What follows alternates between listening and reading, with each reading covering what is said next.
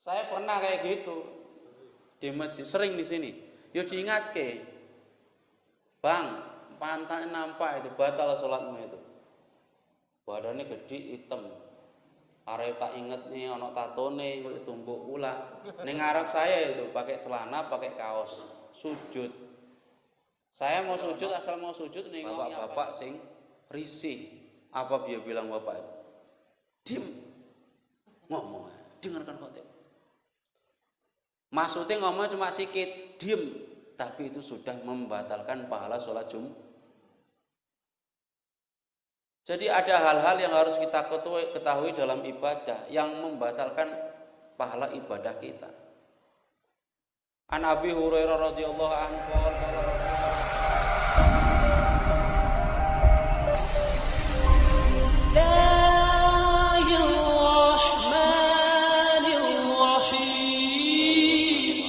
Assalamualaikum warahmatullahi wabarakatuh. Alhamdulillah nahmaduhu wa nasta'inuhu wa nastaghfiruh wa na'udzu billahi min syururi anfusina wa min sayyiati a'malina may yahdihillahu fala mudilla lahu wa may yudlilhu fala hadiya lahu. Asyhadu an la ilaha illallah wahdahu la syarika lah wa asyhadu anna sayyidana Muhammadan abduhu wa rasuluh la nabiyya ba'dah. Allahumma salli ala sayyidina Muhammadin wa ala alihi wa ashabihi ajma'in, amma ba'du. Jemaah yang mulia, marilah kita sama-sama bersyukur kepada Allah Subhanahu wa taala. Di pagi hari ini kita masih diberi kesempatan, kemauan untuk bisa hadir di Masjid Babus Salam dalam keadaan sehat walafiat untuk mengikuti sholat subuh berjamaah dan mengikuti kajian rutin Ahad pagi. Sholawat serta salam semoga selalu tercurah kepada Nabi Muhammad sallallahu alaihi wasallam yang selalu kita harapkan syafaatnya nanti di hari kiamat. Jamaah yang mulia, pertama yang ingin saya sampaikan, dalam beragama ini kita diharuskan mengetahui yang baik-baik. Namun di sisi lain kita juga harus mengetahui yang buruk-buruk. Kita mengetahui baik untuk kita amalkan, mengetahui buruk untuk kita tinggalkan.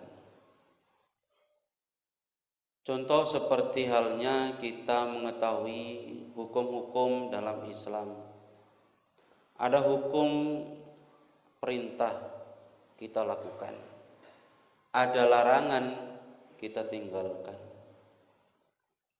Dalam Islam itu juga begitu. Ada perkara-perkara yang harus kita hindari, harus kita tinggalkan. Yang perkara-perkara itu bisa membatalkan keislaman kita. Dalam bab fikih ini sedikit mengutip dalam kitab Sulamut Taufik, itu ada perkara-perkara yang bisa membatalkan keislaman kita. Itu terdiri dari perbuatan, dari keyakinan. Ada keyakinan, ada perbuatan, ada ucapan.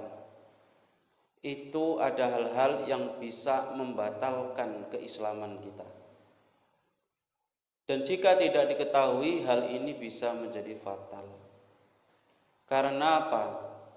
Jika kita lakukan ini, pahala yang sudah kita lakukan selama ini akan terhapus seketika. Dengan melakukan hal-hal ini, pahala yang sudah kita lakukan, misal kita sekarang umur 50 tahun, Selama balik sampai 50 tahun pahala kita dihapuskan. Hal-hal tersebut adalah perkara yang membuat kita murtad atau keluar dari agama Islam. Contoh dari ucapan, kita mengucapkan hal-hal yang membuat akidah kita gagal.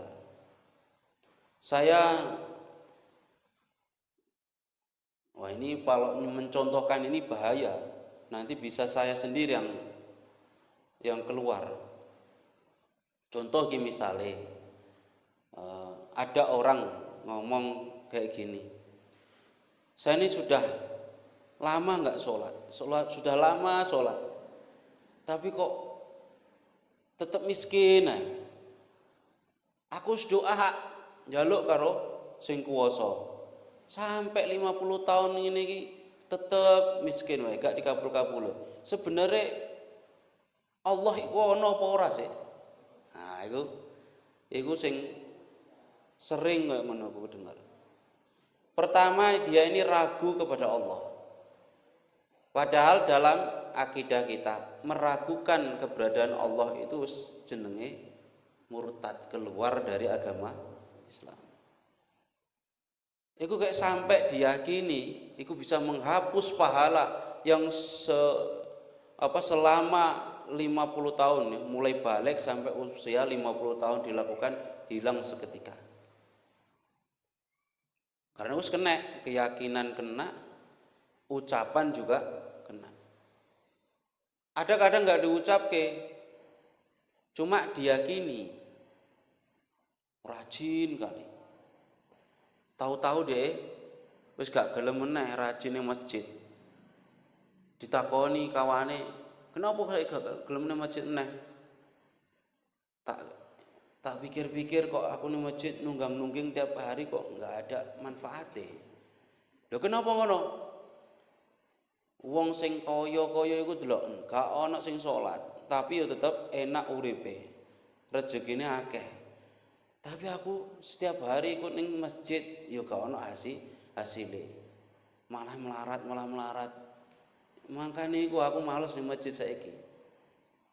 Iku keyakinannya berarti dia menganggap sesuatu ibadah itu ya harus dibalas di dunia dengan balasan materi.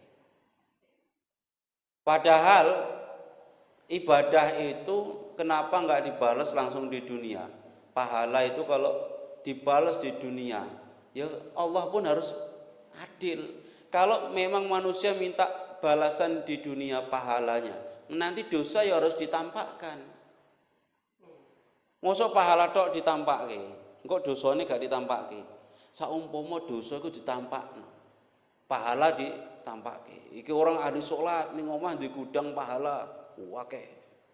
Engko wong sing kakean dosa yang ngono, duwe gudang dosa disimpen ning omah. Atau bahkan saumpama dosa diketokno digawa nang ndi-ndi, wis gak iso nggawa. Dosa saumpama sak gunung ning ndi diseret, apa ya kuat. Makanya Allah itu adil, pahala enggak ditampakno, dosa juga tidak ditampakno. Nek ditampakno ketok ngono wis gak ana wong iso nggawa dosane. Makanya kalau kita melakukan ibadah niat ini perintah.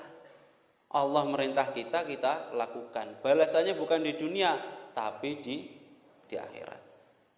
Jadi jangan mengharapkan aku sholat biar sugih. Gak iso pengen sugih ya mergawe kerja. Sholat ini menjalankan perintah Allah. Ada perbuatan bisa menyebabkan kita keluar dari agama Islam. Kita sujud ning ngarepe berhala. Nyembah berhala. Atau kita duduk ning ngarepe salib, mohon maaf. Terus meyakini bahwa itu adalah yang kita sembah, murtad. Atau enggak kayak gitu. Kita punya benda di rumah, meyakini bahwa benda ini bisa menghasilkan rezeki atau bisa menolak bala. Ini juga syirik, murtad. Bisa menghapus pahala yang selama ini kita lakukan.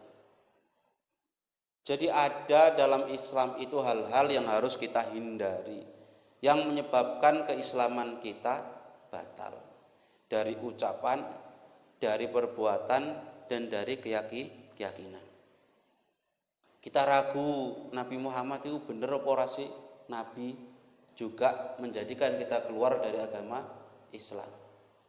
Banyak sekali hal-hal yang harus kita ketahui, yang hal ini sangat penting, bukan untuk diamalkan tapi untuk dihindari. Dalam kesempatan ini kita akan membahas perkara-perkara yang bisa membatalkan sholat kita. Memang korelasinya agak jauh. Tadi yang membatalkan Islam, sekarang membatalkan sholat. Karena setiap hari ibadah yang kita lakukan ini adalah sholat 5 waktu. Maka dalam kesempatan ini akan membahas hal-hal yang bisa membatalkan sholat kita. Mungkin ini sering kita ketahui, sudah sering kita bahas. Cuma ini kadang ada nanti yang lupa. Jadi ragu karena sudah lama nggak dibahas-bahas, akhirnya ragu. Sebenarnya ini batal apa ora? Ragu ini ketika kita sendiri. Ya, kalau sholat berjamaah mungkin tanya sama Pak Imam, tanya sama Pak Indramayu, Pak ini batal apa ora? Nanti dikasih tahu. Nah, kalau sholat sendiri di rumah, batal apa ora ya? Lanjut wae lah, ragu. Maka dari sini hal-hal yang membatalkan sholat perlu kita ketahui dan sering kita bahas, bukan untuk kita lakukan tapi justru untuk kita tinggalkan. Adapun hal-hal yang membatalkan sholat, yang pertama adalah ngomong secara sengaja. Ngomong secara sengaja. Ngomong secara sengaja itu kayak mana? Ya ngomong lebih dari 2 huruf yang memahamkan atau 1 huruf yang memahamkan, itu bisa membatalkan sholat. Sekali ucap 1 kata, misalnya kayak hus ini memahamkan apa enggak? Kita sholat nih gini, ono anak nih sampingnya rame, kita pengen bikin dia diem, kayak mana? Ini sudah memahamkan. Walaupun kita niat kita baik, dalam sholat kita ngomong, walaupun enggak ngomong apa-apa, cuma hus, itu sudah membatalkan sholat. Tapi kan itu ada manfaat dalam sholat, supaya sholat lebih tenang. Iya, tapi tetap membatalkan sholat. Ini biasanya saya sholat Jumat. Dalam sholat Jumat itu kan kalau sudah naik khotib, kita ngomong hus, itu sudah membatalkan pahala sholat Jumat. Anak-anak ningguri rame.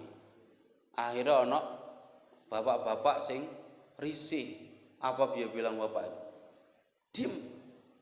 Ngomong, dengarkan khotib. Maksudnya ngomong cuma sikit, diam, tapi itu sudah membatalkan pahala sholat Jumat. Jadi ada hal-hal yang harus kita ketahui dalam ibadah yang membatalkan pahala ibadah kita. An Abi Hurairah radhiyallahu anhu qala Rasulullah sallallahu alaihi wasallam, ketika ada salah satu di antara kalian ngomong ansid sedangkan wal imam yahtub, imam sedang khutbah, faqad laghaw. Kalau ada imam sudah naik, salah satu kalian ngomong hus, ansid, diem sama kawan kalian, itu bisa membatalkan pahala sholat Jumat, pahala sholat Jumat. Padahal kita ngomong pas waktu khutbah. Ini sholat begitu juga. Walaupun kita ini manfaat untuk sholat, untuk mendiamkan anak, supaya enggak bikin orang jadi enggak khusyuk, ini tetap membatalkan sholat. Apa meneh ngomong secara tidak sengaja, ngomong sing akeh, walaupun tidak sengaja katanya. Kalau tidak sengaja cuma sikit tidak masalah. Ngomong sing akeh tidak sengaja batal. Misalnya ngomong sidik tapi nggak sengaja, pas sholat khusyuk tiba ada ban meletus di depan masjid, duor, kaget kita, ayam misalnya, ono sing koyo ngono, nek kaget sing diucape apa? Ayam. Oke, innalillahi gak ngono, tapi apa sekarang diganti ayam. Seharusnya apa? Innalillahi. Ini dia nggak sengaja karena kaget, maka tidak batal sholat. Tapi kan lucu kayak gitu. Mosok sholat kok nyebut apa? Ayam. Ada anak-anak yang latah itu sengaja diganggui kawannya. Dia itu suka kalau digelitiki itu ngomongnya gitu. Akhirnya waktu sholat dimain-maini kawannya, ayam. Menurut dibolak-balik, diginikan juga itu juga disebut.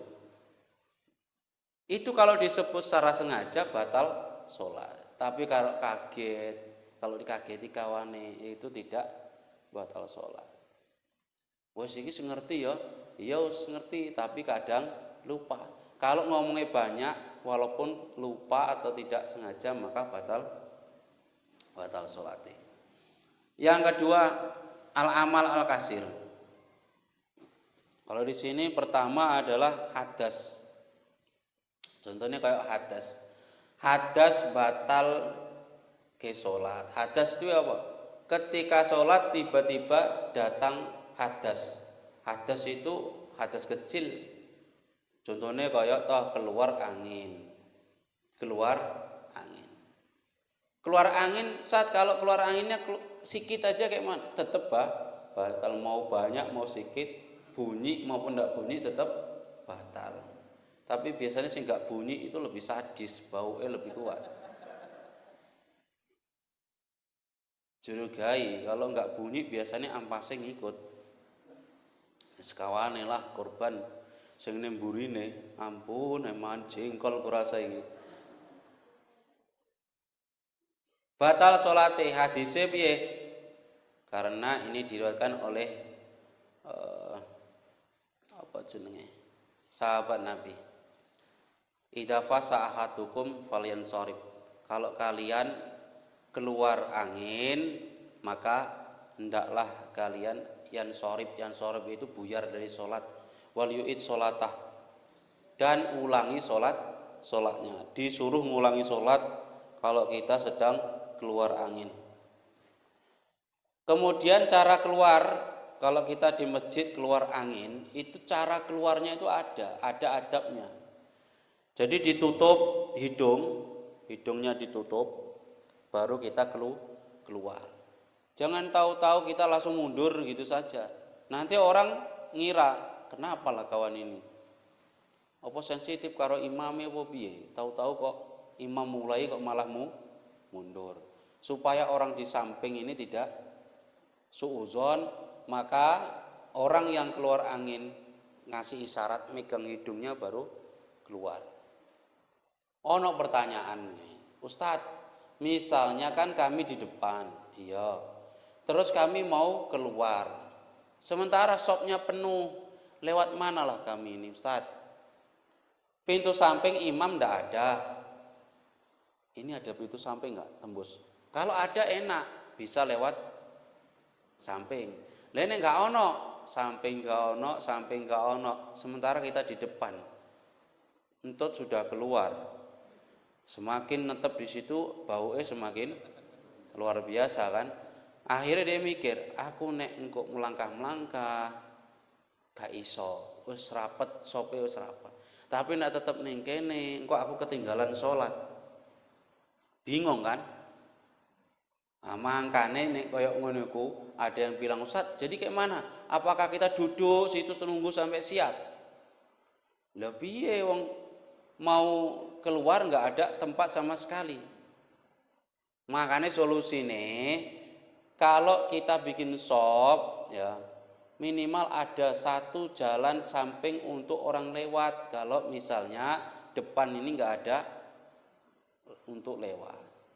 Kayak gini kan pintu samping sudah ada kan enak. Tapi nek sing nomor loro ini guri rapet, kayak mana solusinya? lompat saat dari jendela. Nah, kan lucu tuh pada jendela. Nah, itu kadang juga ada perlu dipikirkan juga. Sewaktu-waktu kalau ada jamaah yang batal, jadi dia tahu tempat mundur. Ustaz, tapi nanti kalau lewat kayak gini, nanti melangkahi depan orang sholat. Melangkahi depan orang sholat itu yang paling dilarang, itu kalau depan imam. Kalau depan jamaah kayak gini, itu ada yang bilang enggak apa-apa. Ya.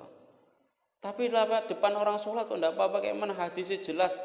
Kalau kita disuruh nunggu, bahkan lebih memilih nunggu sampai berapa puluh tahun daripada melewati depan orang sholat. Iya bener.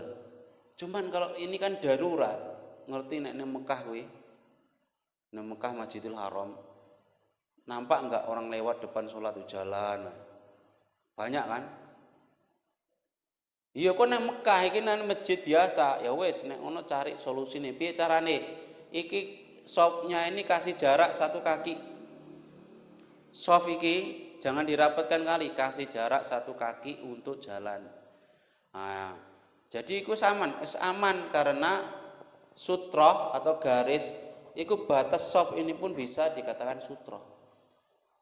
Jadi dikasih jarak 1 kaki untuk melangkah itu pun bisa. Kalau 1 kaki lumayan sudah 1 sop itu. Masjid kan sempit iki. Lah piye kok nek ana wong sing arepe metu gak iso nek gak dikasih jalan. Nah, maka itu perlu dipikirkan. Nek ning ngarep enak, lewat apa? Samping iso. Lah nek tengah. Nah, kan kadang tidak bisa. Maka kadang ada masjid dikasih 1 kaki untuk jalan saja. Kemudian kalau misalkan kita itu sudah batal, enggak usah kita malu. Sudah keluar angin, enggak usah malu. Kadang orang sing dipertahanke. Ustaz, karena aku malu Ustaz, jadi aku masih ikut gerakan. Aku masih ngikut sholat, tapi yo enggak saya anggap saya sholat. Iku malah haram, enggak boleh. Kita enggak punya wudhu, ikut nunggang-nungging imam itu enggak boleh. Enggak punya wudhu itu enggak usah ngikuti gerakan imam sholat. Lah aku malu saya Ustaz, di tengah posisi gak iso keluar. Ya wis aku ikut gerakan imam tapi maksudku biar enggak nampak kali. Itu malah haram. Bagus kowe duduk diem nunggu sampai selesai daripada ikut gerakan orang diwudhu kok ikut sholat. Karena larangan enggak punya wudhu enggak boleh sholat. Yang selanjutnya adalah yang bisa membatalkan sholat, tiba-tiba kena najis atau tiba-tiba sadar kalau dia kena najis. Contohnya pas sholat berdiri, tiba-tiba jatuh tai cicak kayak gini. Misalnya pakai sorban enak, jatuh plek. Ini kalau dibiarkan sampai kadar tumak ninah, subhanallah, itu bisa membatalkan sholat. Tapi begitu kejatuhan tai cicak langsung dikenek jatuh, maka tidak membatalkan sholat. Tai cicak itu ada 2, ada yang kering, ada yang basah. Kalau yang kering isolah langsung diginikan jatuh ning baju. Tapi kalau yang basah plek langsung nempel dia. Dikipat ngene-ngene, wah itu bandel lah. Ngene tetap batal sholatnya karena dia nempel. Ini perkara najis. Kalau yang basah itu mau diginikan, mau dibiarkan tetap batal sholatnya karena sudah ngeresep ning baju. Atau kena kaki. Misalnya kita sholat nengok kaki ke bawah waktu sujud atau rukuk baru nampak, loh kakiku kena tai. Sadar pas waktu apa? Sholat. Ini apa? Otomatis sholatnya batal. Ojo dilanjut. Waduh tai. Gimana ini? Lanjut apa? Cuci kaki dulu ya. Iya cuci kaki otomatis sudah batal. Atau nampak di baju kena tai ayam misalnya, jubah. Karena buru-buru mau ke masjid, akhirnya gak tahu di sarung atau di jubahnya paling bawah ini kena kena najis. Pas waktu ruku atau sujud baru nampak, otomatis sholatnya batal. Kena najis tiba-tiba di waktu sholat, ini bisa membatalkan sholat. Ustadz, misalkan, jadi membawa najis itu banyak, tidak hanya waktu jatuh. Sholat kita bawa najis, dihukumi bawa najis salah satunya. Itu kalau kita bawa mic,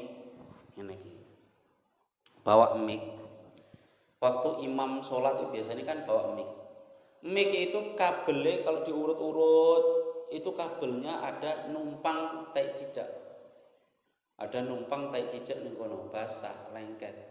Iku kita sudah dihukumi bawa najis.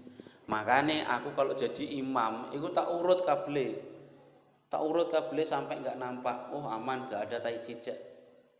Karena itu kalau nyambung nempel tai cicak, ya kita sama, kita sambung dengan perkara yang najis. Atau ono jubah nih atau sarung lewer satu benangnya sing nglewer itu nyangkut tai cicak misalnya. Ya tetap iki batal sholatnya. Ya kalau bahas najis itu banyak ya. Celana kita yang kita pakai misalkan pernah dipakai siang, pernah dipakai ke kamar mandi, habis cepok dipakai jalan, keluar sikit kena najis, itu dipakai sholat, itu juga membatalkan sholat, otomatis sholatnya tidak sah. Kemudian yang membatalkan sholat adalah terbukanya aurat. Terbukanya aurat kalau misalkan kita sholat tiba-tiba terkena angin. Ini sholatnya ning jopo. Nek sholatnya ning jero misalnya dibuka karo kawane. Enggak ada ono kawan ini anak-anak ini sing main-main buka sarung. Ini ning Jawa ngono.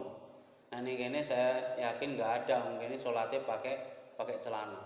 Ning Jawa itu sholat pakai sarung. Anak kecil-kecil itu kalau enggak ikut sholat itu gangguin kawane, dibuka sarungnya.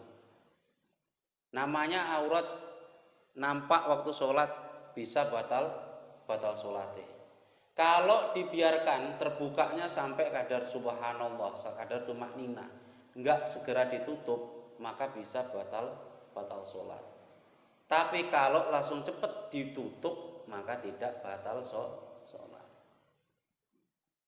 Lagi biasanya sing terbuka aurat, iki yang pakai celana jin, sing ketat, kemudian sujud. Itu biasanya yang belakang ini nampak. Ini kalau kita di belakang ingatkan, kasihan, celanamu itu nampak. Jadi kalau sholat, sebelum sholat rapikan dulu. Masuk ke kene celana disabui sing ketat. Kalau pakai kaos biasanya waktu sujud nampak pantatnya. Kasihan yang di belakang, arep sujud ana apa pantat nampak. Saya pernah kayak gitu di masjid, sering di sini. Yo diingatke, Bang, pantatnya nampak itu batal sholatmu itu. Badannya gede hitam. Arep tak inget nih ana tatone kok tumbuk pula. Ning ngarep saya itu pakai celana, pakai kaos, sujud. Saya mau sujud, asal mau sujud nengoki apanya dulu lah. Orang di depan saya pas, arep tak pegang ini, maksudnya mau isyarah biar dia tahu, takut sholat kok megang-megang. Aku pas masbuk kuwi, pas masbuk nampak dia sujud. Wah, ini kalau diingatke nanti marah, tapi nek gak diingatke sholatnya batal. Saya tengok badannya besar. Akhirnya saya sholat, saya belum selesai dia sudah pulang, ya jadi diingatke.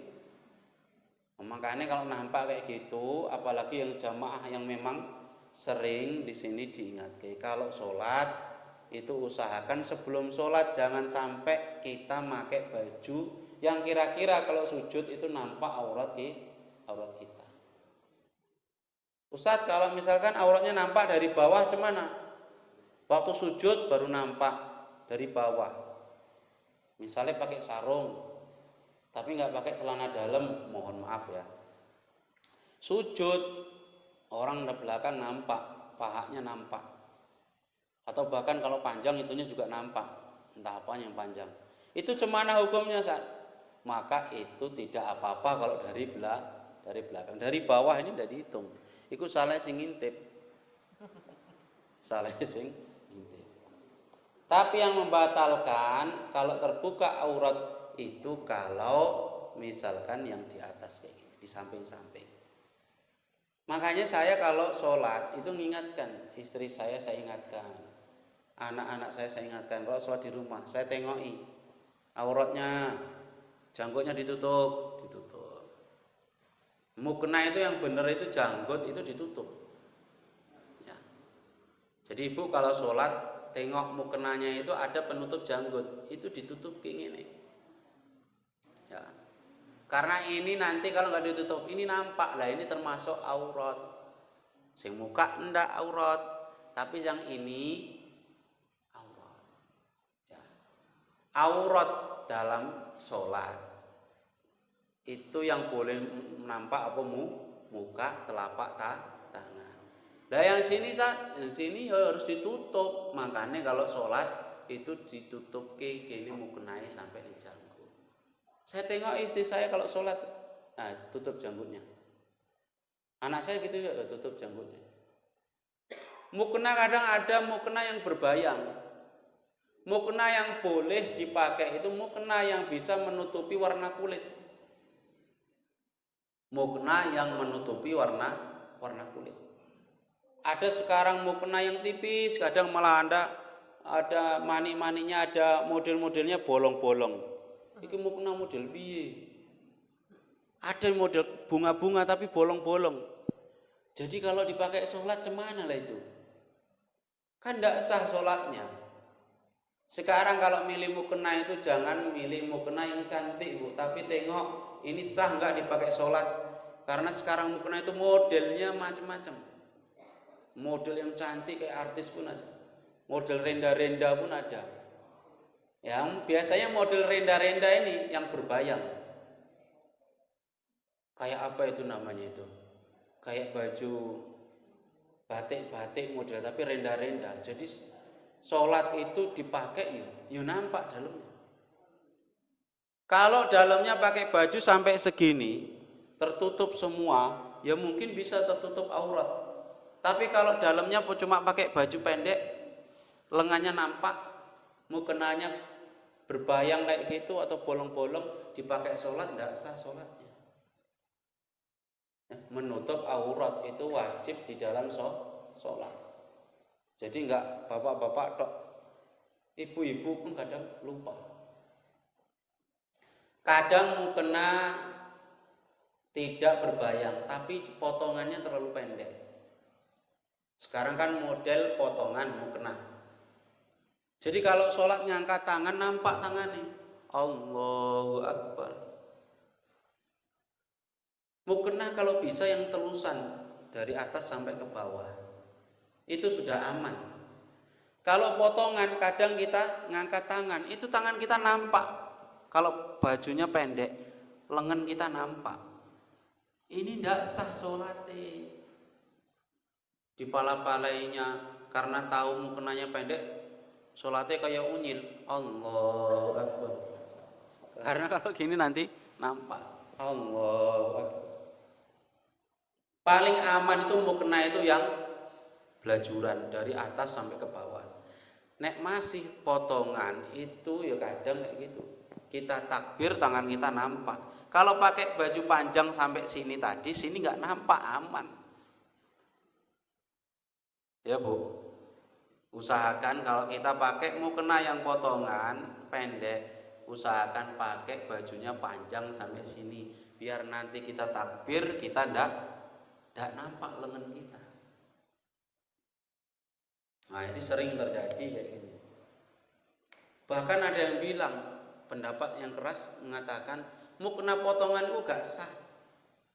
Kalau itu tadi, kalau bajunya pendek sholatnya. Gak samanya kenapa? Walaupun bajunya panjang tapi lehernya tetap nampak. Kalau bolong dari tengah itu diangkat nanti tetap nampak sininya. Loh Ustaz, tapi nanti nengoknya dari bawah. Karena tidak dari bawah, paling bawah yaitu kaki, tapi dari tengah itu dihukumi bolong. Jadi mau kena potongan itu dihukumi bolong. Makanya ketika kita ngangkat tangan nampak itu sudah batal sholat. Nah ini perlu diketahui. Yang pakai mukena potongan kalau ngangkat tangan sedikit aja biar gak nampak. Ustaz, mukena saya memang potongan tapi agak panjang, tapi ngangkat pun gak nampak. Alhamdulillah. Ini cuma yang bagi yang mukenanya terlalu pendek biasanya ada. Karena mukena istri saya pun kayak gitu. Saya tengok itu sampai saya ginikan, kainnya saya ginikan. Saya masukkan tangan. Saya ginikan, loh Dik, ini kok berbayang, kok nampak kulit saya. Padahal syaratnya sholat itu menutup aurat.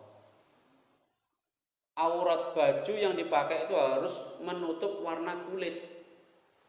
Saya lihat dari dekat sini kok, loh baju dalamnya kok warnanya kok masih nampak. Berarti tidak menutupi warna kulit, tidak sah dipakai sholat. Itu gak usah dipakai. Ganti mukena nggak sah. Ya, ini cara kita menutup aurat. Terbuka aurat dalam sholat bisa membatalkan sholat. Kemudian apalagi wanutku biharfaini, mengucapkan dengan 2 huruf atau dengan 1 huruf yang memahamkan.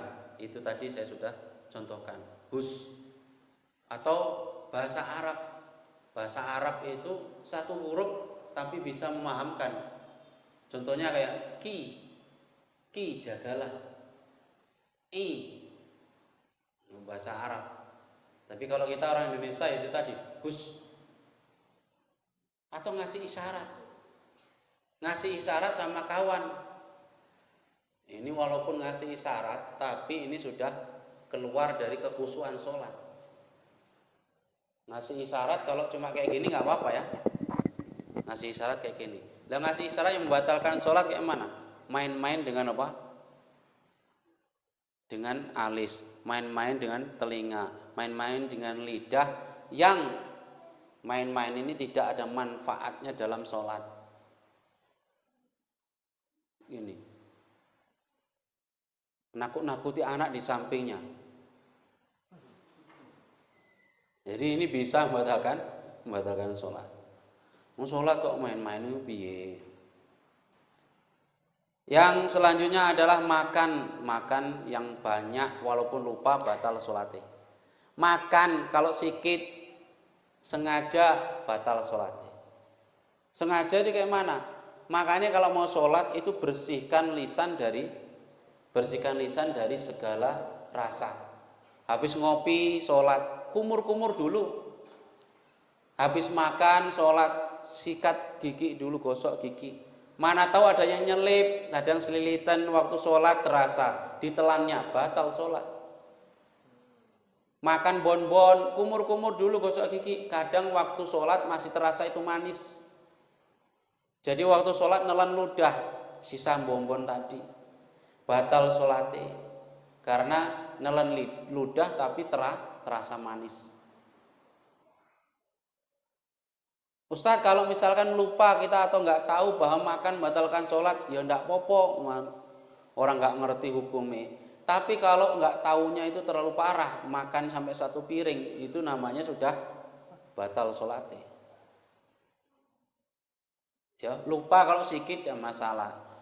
Ustaz, tadi saya sholat, ya ada sedikit selilit saya di sini, saya telan. Tapi saya nggak tahu Ustaz kalau itu batalkan sholat. Cuman Ustaz, ya wes nggak popo sih tadi. Tapi setelah ini kalau kamu kayak gitu jangan ditelan karena ini bisa batalkan sholat. Ustaz, saya tadi lupa sholat, makan 1 piring, batal sholatnya. Lupa kok sampai sebanyak itu. Tapi kalau puasa makan enggak apa-apa ya. Puasa lupa makan enggak apa-apa. Atau enggak tahu hukumnya kalau makan batal ke sholat, batal ke poso, enggak apa-apa. Kan enak wong enggak ngerti. Enak nggak ngerti apa enak ngerti? Enak, nggak ngerti katanya.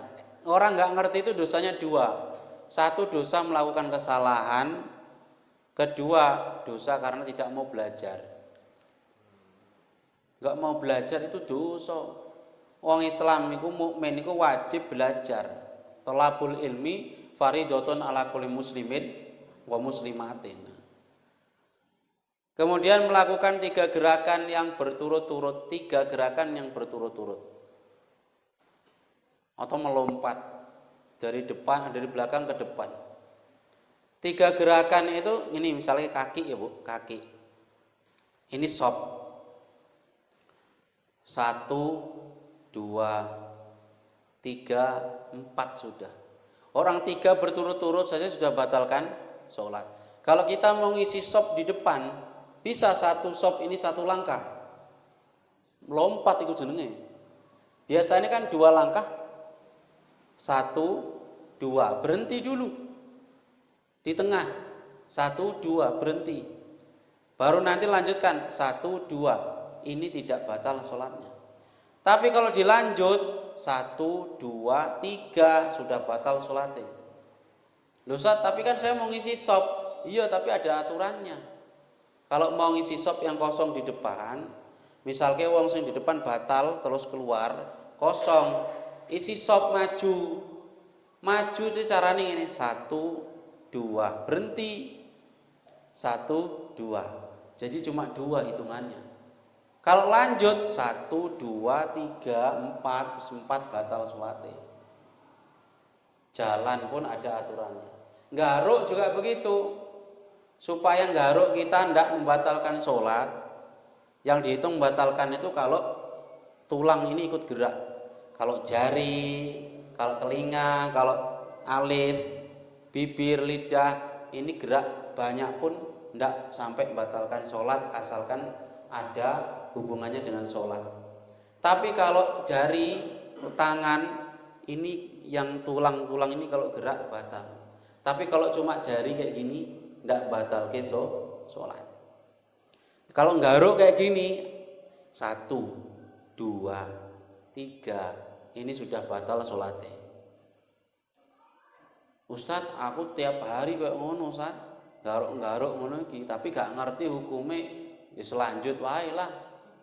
Sekarang kan sudah tahu. Aduh, gara-gara tahu jadi nggak bisa meneh. Tadi sebelum tahu enak, aman. Saya tahu. Inilah perlunya ngaji. Kita mengamalkan ilmu itu juga dapat pahala. Wal wasbal fahisah, ngelompat sing jelek sekali, ngelompat dari sini lompat sini. Sholat lompat-lompatan ini juga membatalkan sholat. Lompat walaupun sekali batal sholat. Atau memukul itu juga membatalkan sholat. Mukul 1 balik sudah dihitung 1, 2, 3. Mukul sampai 2 kali sudah batal sholatnya. Ono wong ngarep lewat ning ngarep kita mau nahan gini. Kalau cuma gini kan nggak apa-apa. Ada orang mau lewat kita tahan gini kan sunahnya biar nggak lewat di depan. Tapi kalau sampai maksa ya, orangnya lewat dia mau merosot kita ginikan. Mau berdiri lagi kita ginikan lagi. Wah, ini udah batal sholatnya. Kita berdiri gini, uangnya arep ngelewat ngisor, kita ginikan. Loh. Mau lompat dia kita ginikan lagi. Wes batal sholatnya. Tapi kalau cuma gini saja, ini tidak batal sholat. Ini gerakan yang bisa membatalkan sholat 3 kali berturut-turut tanpa berhenti. Kemudian yang membatalkan sholat lagi adalah mendahului imam. Mendahului imam. Jadi karena biasanya nggak ngerti gerakannya imam. 2 kali rukun didahului. Ini bisa membatalkan sholat. Contohnya, imamnya berdiri, wes, dia rukuk, imam baru rukuk. Dia berdiri, imam baru berdiri, sudah 2 kali, batal sholatnya. Sholat kok sampai ngono piye gak ngerti ya. Imamnya rukuk, dia rukuk, imamnya baru rukuk. Dia berdiri, imam baru berdiri, mendahului imam. Atau dia ketinggalan imam, dia terlalu terlambat dari imam, lemot. Ini bisa disebabkan beberapa hal. Contohnya, dia kena was-was. Dia kena was-was kok sampai ketinggalan 3 rukun lebih, itu sudah parah. Ono koncoku sholat itu sampai imam selesai dia belum selesai Al-Fatihah, belum selesai lagi dia takbir, karena kena was-was. Imam sudah takbir, sudah baca Fatihah, sudah baca surah, dia masih takbir. Allahu Akbar. Astagfirullah. Allahu Akbar. Astagfirullahaladzim. Allahu Astagfirullahaladzim. Gitu terus sampai imamnya selesai dia masih takbir. Pernah gak gini? Gak ono ning kene ya. Alhamdulillah gak ono. Ning nggonku ono. Bahkan ning sampingku salat pernah. Dia kalau baca Fatihah, auzubillah, a'udzubillahi minasyaitonir bismillahirrahmanirrahim. Alhamdulillah. Alhamdulillahirabbil alamin arrahmanirrahim. A'udzubillahi. Ulangi meneh a'udzu meneh. Iyyaka na'budu, iyyaka na'budu. Kurang fasih masih diulang-ulang terus. Aku sholat di sampingnya itu mau baca Fatihah sampai bingung. Karena dengar suara dia itu alhamdulillahirabbil. Iyyaka na'budu, iyyaka na'budu. Ihdinas siratal mustaqim siratal ladzina. Udah mau siap aku. Gara-gara dengar dia iyyaka na'budu waladdallin. Jadi ikut latah saya. Ini ada orang model kayak gini tuh ada, Bu. Itu jenis kena was-was. Jadi orang yang kena was-was sampai ketinggalan imam, dia masih berdiri, imam sudah sujud, bangkit dari sujud, ketinggalan 1 rakaat, batal sholat wis. Kalau gara-gara ini imamnya terlalu cepat, mungkin masih dimakfu. Contohnya kayak orang terawih. Wong terawih itu nek Jawa itu cepete ra umum. 1 menit itu bisa 2 rakaat. Lah itu nggak bisa dikejar meneh. Mau dibikin model kayak di sini nggak ini pasti ketinggalan. Kita baca Fatihah tartil. Bismillahirrahmanirrahim. Paling cepat kayak ini. Alhamdulillahirabbil alamin arrahmanirrahim maliki yaumiddin iyyaka na'budu wa iyyaka nasta'in. Kok cepet? Allahu Akbar. Bismillahirrahmanirrahim. Alhamdulillahirabbil alamin arrahmanirrahim maliki yaumiddin iyyaka na'budu wa iyyaka nasta'in. Shiratal mustaqim shiratal ladzina an'amta 'alaihim ghairil maghdubi 'alaihim waladdallin. Amin. Bismillahirrahmanirrahim. Qul huwallahu ahad, Allahu samad, lam yalid walam yulad walam yakul lahu kufuwan ahad. Allahu Akbar. Kita orang baru inni wajhatu wajhi lilladzi fataras samawati wal ardh Allahumma ba'id baini wa baina khotoya. Ya salat ketinggalan. Imam sudah sujud, kita masih waladhdallin, amin, waruruko. Kalau terlalu lemot gini, mungkin masih bisa dimakfu, asalkan jangan sampai 1 rakaat. Imamnya terlalu super. Tapi kalau misalkan gara-gara kita lemot, memang imamnya bacaannya standar, tapi kita gara-gara terlalu lemot, alhamdulillahirabbil alamin arrahmanirrahim, imamnya standar, cuman kita yang terlalu lemot, maka bisa kita batal sholatnya kalau ketinggalan sampai 3 rukun. 3 gerakan 1, 2, 3 sujud, bangkit dari sujud, batal sholat kita kalau kita masih berdiri. Niat meninggalkan sholat. Kita di tengah sholat niat ninggalke sholat. Wis lah, kok nek iki ono Ronaldo teko ning masjid iki mampir, tak batalke sholate. Gak usah nunggu mengko, sekarang itu kalau pas waktu kamu niat kayak gitu langsung batal sholate. Kita sholat tapi ada niat untuk membatalkan sholat, itu batal sholatnya. Sholatlah iki mendung, engko nek hujan wis tak batalke sholat, tak ambil jemuran dhisik, batal sholat ibu. Menggantungkan niat itu bisa membatalkan sholat. Salat nonton TV, dihidupkan TV ini. Engko lek ana wis main iku TV ne, wis lah batal ya salat. Batal salat sak nalika. Enggak nunggu-nunggu sampai main. Ketoke ibu pernah kayak ngono. Pas waktu iklan langsung cepet-cepet salat. Engko salat pas main wis gak tenang itu. Waktu salat wis mulai meneh filme, wis gak tenang salatnya. Sampai salat cepet-cepet. Rupanya iklannya cuma sekali. Aduh, getun salatnya. Nyesel salatnya. Tahu kayak gitu enggak salat aku tadi. Tahu iklannya cepet tadi enggak salat. Jangan memotong niat di tengah salat, bisa membatalkan salat. Jangan menggantungkan niat ketika salat, bisa membatalkan salat. Itu beberapa hal yang bisa membatalkan salat. Semoga bisa kita amalkan, bisa kita ingat-ingat ketika kita melaksanakan sholat. Untuk selebihnya mungkin ada pertanyaan untuk kita bahas tentang hal-hal yang membatalkan sholat. Silakan Bapak.